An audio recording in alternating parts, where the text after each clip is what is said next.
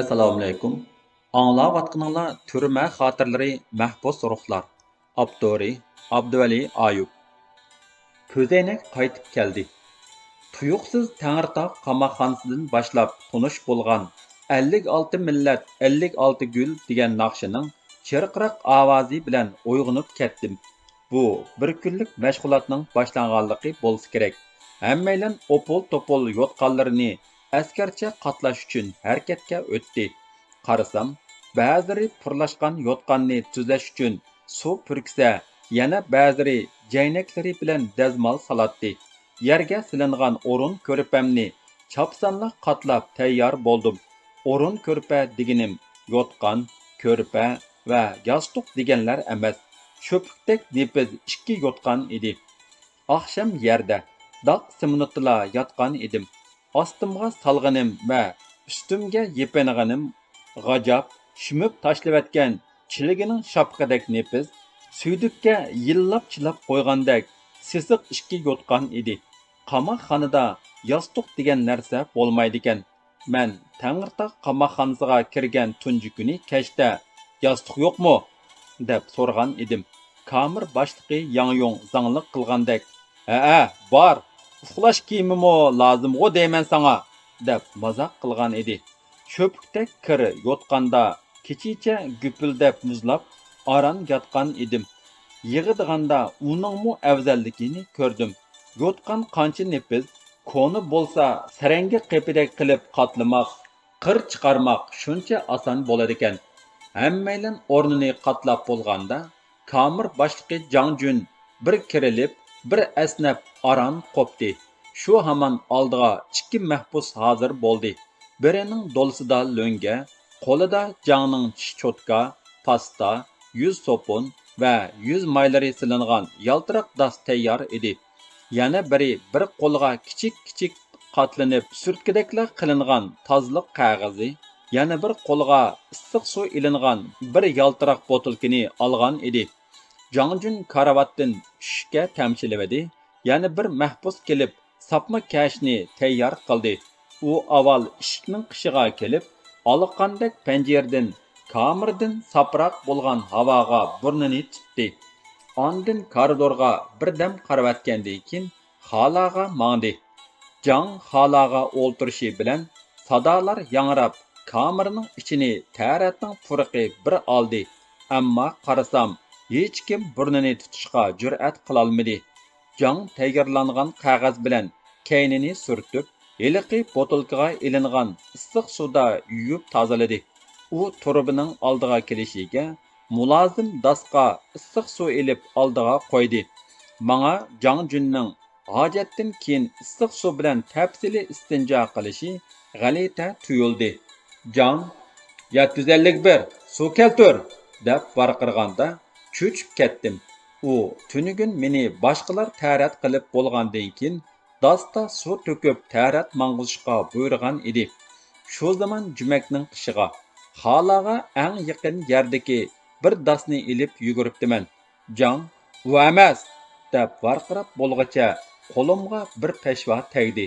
Peshva atgan oq pishmoq, egiz mahbus oldimga bir so'sin dasni tepib berdi.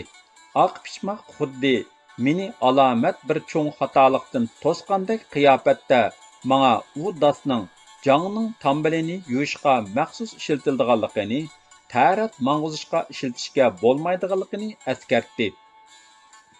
Yotqanlar askarcha qatlanib tizilib bo'lgandan keyin tozalik boshlandi. Bir mahbus eshikni tish cho'tkisi bilan so'pollab cho'tkilsa, biri televizorni surtatdi. Biri maxsus yuz lo'ngalarini qir chiqarib qatlasa, yana biri dasmollarni saranga qepidek qir chiqarib qatlab tizatdi. Pol surtilib, eshik, televizor, derazalar etilib, xola cho'tkilanib, kir yuydigan daslar, tamoq oladigan chilak va qochlar, choy va tish cho'tkalash uchun ishlatiladigan yaltiroq koroshkalar, lo'ngilar joyiga ratlik tizilib bo'lgandan keyin hammaylar karavatga chiqib, badashqon qurib diqqatda o'ltirdik. Soat 7 bo'lganda koridorda "Tamoq boshlandi" degan xitoycha ovoz yangrab, koridorni manga kichikimdan tonish qadinas bir puroq qopladi. Puraplab bildim nimaligini. Shunchalik tonish, ammo zodi nimadu? Tangirtog qamoqxonasida sho'g'irich beriladi. Xudoga shukri, u emas. Ispuraydigan shu narsadan qutulibdiman. İnqilobiy naqshidan 4 ni varqirab etibmi bo'ldik. Cho'mishlarning taraqlashlari bargancha yiqillab, men yotgan kamerning oldiga kelib to'xtadi. Ikki oshpaz tamoq oladigan chilakni ko'tarib, kamer eshiginin ostidagi rujakka tirab turdi. Tamoq usish jarayonida ular bir nimalarni deyishdi. Jangning ishorat qilishi bilan eshikning yuqoridagi rujakdan bir qop tamaka sunuldi. Shu an kamerni pixildigan kulka qopladi. Rujakdan chilakka qo'yilayotgan tamoqqa qarab, "Voy, bu umoch ekan-g'u", deb tashladim. Rostilla umoch edi. İçimde paydo bo'lgan illiq bir sezimning tomurlarimga tarab ketayotganligini his qildim. Manga bayotin koridorda tonish purg'ini shu qo'noq unida qilgan umochning qozonning tegiga choplashib ko'ygandagi purqi edi. Men aqlimni bilsam, anam qish kunlari meni mushu puraqqa liq to'lgan issiq uyda uyg'otadi. Sal ishlarga qarashqudek bo'lganimda anam atiganda uyg'onib umochqa o't qalatadigan bo'ldi. Mushu puraq amdi purashqa boshlaganda anam "Voy balam, tegi yana tutib oldi" deb jiddiylashib ketadi. Men umoch pishay deganda o'tindan bir tutamni ortiq silvatsam, mushundoq puraq chiqadiganligini bilib qolgan edim va doim shundoq qilatdim. Umoch qozonning tigida ko'yganda chiqadigan bu puraq meni xush qiladi. Chunki qozonning tegidagi ashu choplashib ko'ygan umochni, qijmoqni yaxshi ko'ratdim. Uyg'urlarda o'g'il bola qijmoq yesa to'yda qor yog'di deydigan gap bor edi. Qiziq yeri, to'yim bo'lgan kuni rostilla qor bo'lishiga yog'di. Mening qijmoqqa amroqliqim uyimizda mashhur bo'lg'achqa, shu kuni kichikimdagi shu tarixim nurg'un qiziqarli chaqchaqlarga tutqu bo'lgan edi. Kamerda ikki qator bo'lib tizilib, yaltiroq qo'shiq va qochlarimizni ko'tarib, oshpazlarning iltifotiga talmirdik. Ikki oshpaz chilakdagi umochqa avval xaltiliq sut to'kdi. Ondan korobkalik chaqmoq qanddan bir korobkani ezib soldi. Ondan ikkisi qo'lidagi uzun sapliq yaltiroq cho'mich bilan umochni toza ilashtirgandan keyin usishqa boshladi.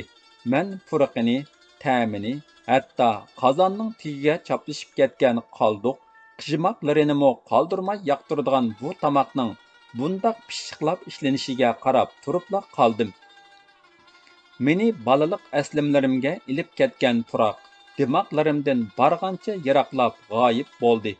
Urumchida kangri va bakmu arzon sotiladigan, necha oy o'ssimu buzilmaydigan u xaltaliq sutlarni men salomatlikka ziyonliq deb biletdim. Xitoyda bu sut bilan zaharlangan kishilarning xabarlari pat-pat chiqib turadi. Qand silingan umochni mo'mi bilan mazza qilib yeyotgan mahbuslarga, usub berayotgan oshpazlarga qarab bir pas turib qoldim. Kamerda bo'layotgan ishlardan xabardor uch ko'z pat-pat chis-chis qilib ovoz chiqaradi. G'itchida ximir turish tetigan mushtumdek mo'mini umochsiz yana bir tishlab qayta og'zimga ilishqa petanolmadim.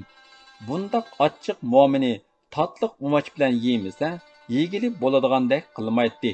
Bir daqiqa o'ylanib o'ltirib ketgandan keyin ichimda ichishga qaror qildim. Umoch deyilgan bu sap-sariq suyuqlikni ichmaymi amolim yo'q edi. Soat Beijing vaqti 8 bilan mendan boshqa hammaylar taxta karvatga chiqib badashqan qurib o'ltirib bo'ldi. Ammo men karvatdagi mahbuslarning lat kashlarini cho'ng kichikligi bo'yicha ratlik tizishga buyurildim. Ko'zoynakimning qadri bak o'tildi. Uni G ismli Gondupay Lyudavandagi tunji tekshirishda ilib qolgani uchun kamerdagi hamma narsa menga gerimsan edi. Kishilarni bir qarabla farqlantira olmaydim. Bir-birlab tanglashtirib, qaysi cho'ng, qaysi kichik ayirib chiqishga to'g'ri keladi. Mahbuslarga kichik tarat cheklanmagachkimi, yo o'ltirishdan qochib to'la baramdu, amdi kashlarni tizib tursam, bir mahbus tushib, "Xalaq barman" deb kashlarni qalaymaqon qilavatdi. Texi ba'zilari karavotdan tushmay turib, 751 kashimni keltir deb varqiraydi. Tangirtaq qamoqxonasida diqqatda o'ltirish boshlanishi bilanla kechilik navbatchilikdan doklad beriladi. Bu yerda undaq ish yo'q ekan. Hammaylan taxta karavotning ustida 3 qatordan bo'lib badashqon qurib o'ltirdik. Meni ikkinchi qatorga o'ltirg'izishdi. Oldi bilan qiladigan ishimiz yana shu Tangirtaq qamoqxonasidagisiga o'xshash o'zimizning atalmish jinoyatlarni yodlash, tövbe qilish ekan. Ovozimni qo'yib berib, "Doklad tarbiyachi, menki mahbus Abduvali, men qilgan jinoyatlarimga pushaymon qilaman. Vatanning birligini ko'zimdek asrab, Junxo millatining ilg'or an'anasiga sodiq bo'laman. 3 xil kuchlardan ado-judo bo'lib, bularni fosh qilaman" deb bo'ldim. Qaraganda bularni yodlash menga allaqachon xo'rliq bilinmas bo'lib ketgan o'xshaydi.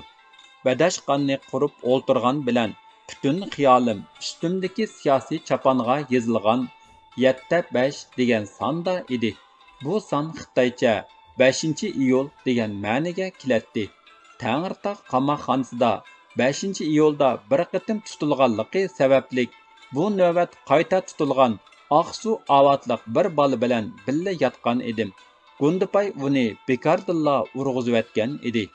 Bu kamerga kirishimgila katib 5-iyulga qatnashganmi deb so'rag'achqa ichimga bir qo'rqinch kirib olgan edi.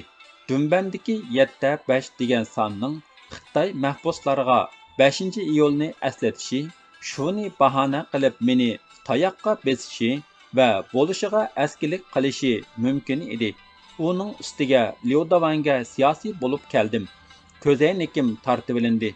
Akşam Tangirtaqda duch kelmagan murosim bilan kutib olindim. Murosimda davlatning dushmani deb alohida muomala qilinganligim jakarlandi. Bu kamerda yegona Uyg'ur edim. Keynimda o'ltirgan Xitoylar 75 degan sonni har ko'rganda mening davlatning dushmani ekanligimni esiga elishib, menga o'chmanlik qilsa, sog'uch kiyimim ularning texmo nafratini qo'zg'asa, bu 12 Xitoy mahbus bar kamerda o'tmas minut, tutmas soat, atmas tanglarni qandoqmi o'tkazarman degan ansizlik ichida o'ltiratdim. Birdan taxta supuga chiqib, diqqatda o'ltirib, birdan pagahga oyoq tizg'ili tushib, soatni oxiri 10 qilib oldim. Tuyuqsiz kamer tekshirimiz degan buyruq kamerning ishki yiniga o'rnatilgan yangiratqudan anglandi. Hammaylan opor-topor bo'lishib, bir-birini ishtirishib, kashlarini izlashib ketdi. Yaxshi yeri, hech kim menga 751 kashimni keltir demedi. Hammaylan kamerning keynidagi havolanmaga tizildik. Avval son ilindi. Jangning boshlab berishi bilan qamoqxona boshlig'i kirganda deyildigan: "Qamoqxona boshlig'i yaxshimisiz? Tarbiyachi yaxshimisiz? Doktor yaxshimisiz?" degan shuarni mashq qildik. Har birimizning muqim o'rinlarimiz bekitildi.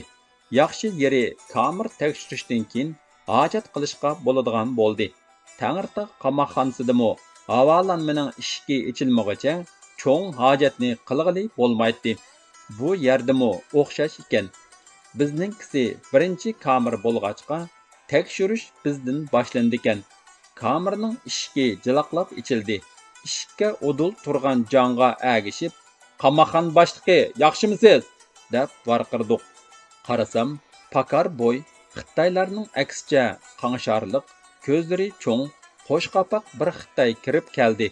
Qaraganda boshliq mushu bo'lsa kerak. Ge Chiangni tonidim. Doktormu akşam bir qitim dori tarqitib ketgan edi. Eng oxirida kirgini egiz, bug'doy o'ng, issiq chiroy ko'rindigan bir Uyg'ur edi. Ge Chiang menga bir qarab qo'yib jangdin: "Avu yangi kelgan qandaqroq? Yavaşmi emasmi?" deb so'radi. Jang javob berib bo'lgacha qamoqxona boshlig'i: "U kim?" deb so'radi. Uyg'ur saqchi: "U tungun yo'tkab kelingan yuqori ma'lumotli 3 mahbusning beshi. Amerikada o'qigan ziyoli. Qolgan ikkisi dangliq oliy maktablarda o'qiganlar ekan. Bu oliy maktabda o'qituvchi, Turkiyada turgan tadqiqotchi ekan" dedi. "Sen qayerda ishlagan?" so'radi qamoqxona boshlig'i. Men Lanjudagi G'arbiy Shimol Millatlar Universitetida 6 yil ishlaganligimni, ondan Xinjiang Moliya iqtisod universitetida ishlaganligimni aytdim. U Lanju degan so'z og'zimdan chiqishiga menga yaltada bir qaradi va "Sen nimani tadqiq qilasan?" deb so'radi. Men qadimki Uyg'ur tilini va adabiyotini tadqiq qilganligimni so'zlab, Dunhuangda qadimki Uyg'urcha vasiqalarning saqlanayotganligini qo'shib qo'ydim. U bu gaplarni anglab boqmagan bo'lsa kerak, menga qarab bir daqiqa turib ketib, sal kulimsirgandek qilib, "Ko'nib qoldingmi?" deb so'radi. Javobini men emas, Jang berdi hamda kuchuklanib turib, o'zining kamera tuzumini yaxshi o'gitib, mashqlantirib, chapsanla ko'ndirdiganligini aytib maqtandi. Tekshiruvchilar chiqib ketgandan keyin Jang menga "Men sana qancha qitim o'rgatdim? Har qanday chog'da qamoqxona boshlig'i yoki tarbiyachiga javob berganda avval o'ng qo'lingni ko'tarib, doklad deb bo'lib, ondan qolgan gapni deysan. Gaping tugaganda doklad oxirlashdi deb amal yoki unvonni qo'shsan. Qoidani yaxshi o'rganmagining uchun kamerada tarat mangdirishni bir hafta emas, 2 hafta qilasan" deb varqiradi. Dal shu chog'da yelala tekshirib kirgan Uyg'ur saqchi burjakdan kameraga qarab, mening nomerimni emas, ismimni chaqirdi. Jang simizligiga mos kelmagan bir chaqqonlik bilan "Doklad Asojang" deginicha ishga yugurdi. Mening ko'zoynakimni sunib berib ketib qoldi. Kameradagi Xitoylar birdilla menga yopirilib kelib, tushdan mening ismlik Uyg'urni qandoq taniydiganligimni so'rab ketishdi. Tonimaydiganligimni debmi ishondira olmadim. Ularning aytishicha, ning ko'z aynakimni biror gundupaydin avatmay, o'zi akilib berishi munosabatimning odatgacha emasligini bildirarmish. Qamoqxona boshlig'imi meni yoqtirib qolganmish. U Gansu Wuvilik ekan. Umu menga qoyil bo'lib qolganmish. Shunga mening qamoqxonada orqa ko'rinishim bor emish. Bu yerda uzoq yotmaydiganligim aniqmish. Bu gaplarni anglab, miyiqimda kulib qo'ydim. Xushalliqim ko'zoynakda edi. Qalbimdagi besaramjonlik ko'zoynakni taqagandan keyin sal besiqdi. Ko'nglimga ozroq ishonch to'lib, put-qo'limga jon kirdi. Ko'zoynakim yo'q, xuddi bir a'zoyim chaladek, bir narsam kamdek, doim ishni xato qilayotgandek, ko'zim aniq ko'rmaganning ustiga quloqlarimmo putib qolgandek bearam yurgan edim. Ko'zoynakning kirishi Jangning muomalasini tuyuqsiz yumshatdi. Asli mahbuslarga qamoqxonaning boshlig'i va muavin boshlig'i Uyg'urni taniyman deb qo'ysammi bo'ladi. Shundoq desamla, bo'zak qilinmaydim, lekin yolg'on aytqim kelmadi.